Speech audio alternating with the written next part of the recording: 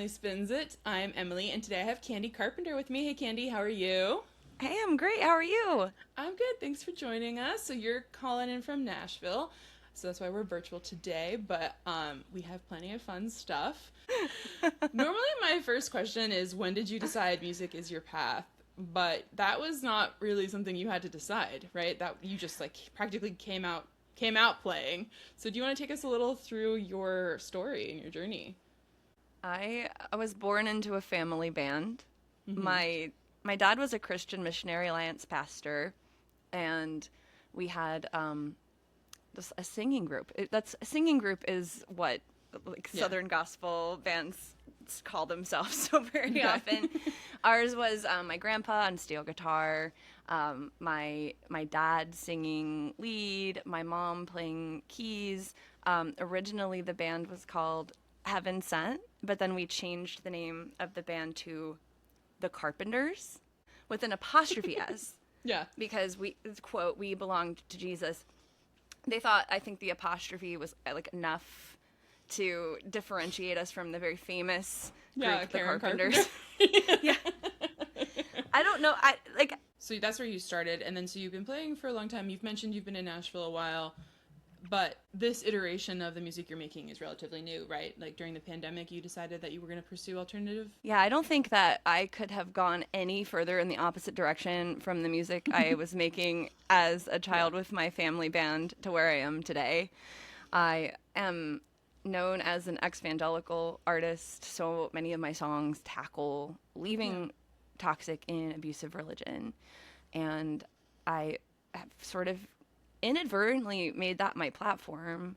Yeah. When I was in country, I was working with a lot of people that didn't want me to speak out about my political views, really about my views, right? It was just Yeah. shut up and sing. That was the attitude. Yeah. I I'm not don't think surprised. that's absolutely. I don't think that's something that, I could live with myself doing.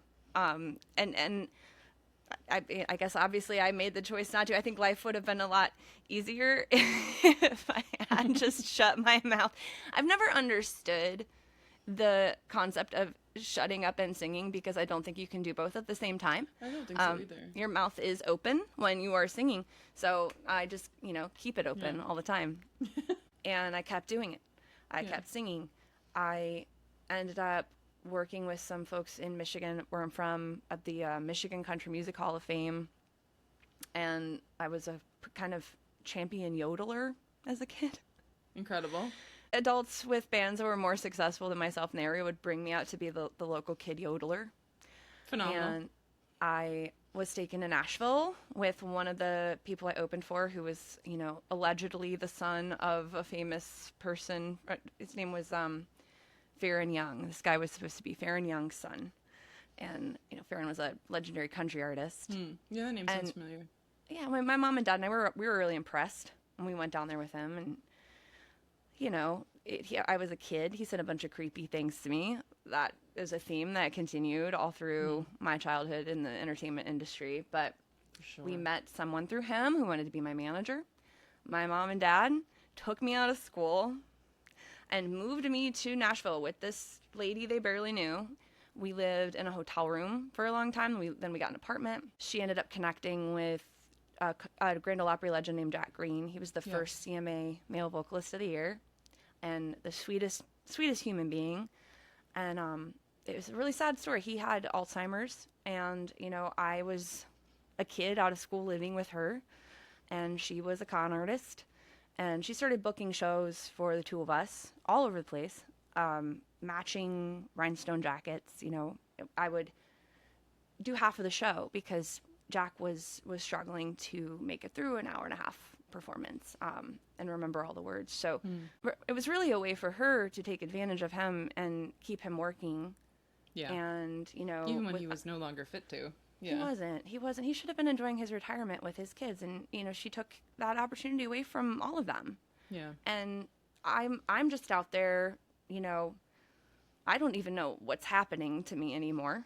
I'm not realizing the situation I'm in, how abusive it is, how I'm Right, you're a not. kid.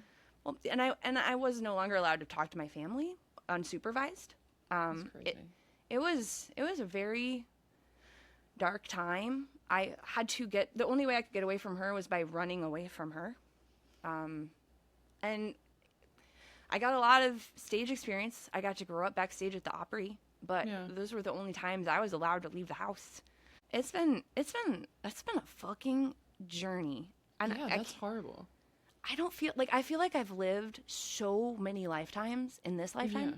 I think, honestly, sometimes I'm more inspired by comedians than, like, I listen to more comedy than I do music. I need, maybe it could be because my life has been so fucked up that I need to laugh. You're a little bit over the music industry, to be honest. Yeah, listening to music feels like work to me. It feels like I'm, I can't just enjoy a track without picking it apart, like trying to figure out how they compress the vocal or what's going on with the guitar part. All right, my last question before we finish up is, what is your music industry hot take? Which I'm sure after all these years in the industry, you probably have a couple. The worst thing we ever did to art was commodify it. Yep. It's so hard to make. We have to eat. We have to exist under capitalism. We're stuck in it, and that's devastating. And I thought for a long time I really needed a major label to succeed. And then I signed. That was a devastating experience for so many other reasons. I almost quit and gave up. I guess this is my hot take. I don't know why in the actual fuck major companies, managers, whoever, sign artists that they believe in because they believe in that art, and then don't let the artist make the art they want to make. They try to micromanage that art. They try to change that art. They try to make that art more marketable. Sign an artist you believe in, then let the artist make the art they make. Because if you try to influence and change that artist and make them into something else, it's going to fail. I just would love to see like more coexistence of just actually working together instead of artists getting steamrolled. 'Cause hot girls always win. Thanks for listening to Emily Spins It, presented by the Indie Music Network and Not Dead Yet Media. This episode was produced by Heather de Armas and edited by me, Emily Mills. Our intro and outro music is Hot Girls Always Win by Really Blonde. If you've enjoyed the episode, please support the podcast by sharing, subscribing, and leaving a review. You can also follow the show on Instagram and YouTube at Emily Spins It. For more shows about breaking through the noise, head over to the Indie Music Network podcast. If you have questions or feedback, contact us at notdeadyetmedia.com/contact.